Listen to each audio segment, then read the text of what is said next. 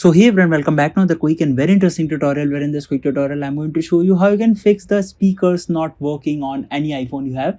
Now there are multiple reasons that cause that issue that your speakers stopped working. Now first of all, make sure the volume buttons is set to not set to the silent button or to the lowest value.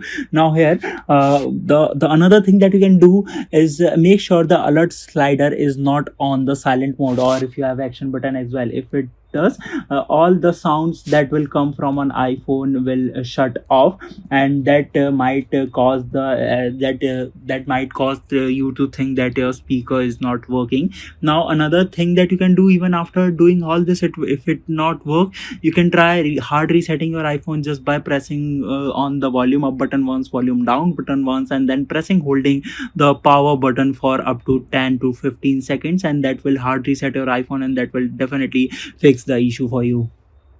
Alright, so that's it for this tutorial. I hope this video will be helpful for you. Make sure to hit the like button and subscribe button for more such helpful and interesting tutorials. See you in the next one. Take care.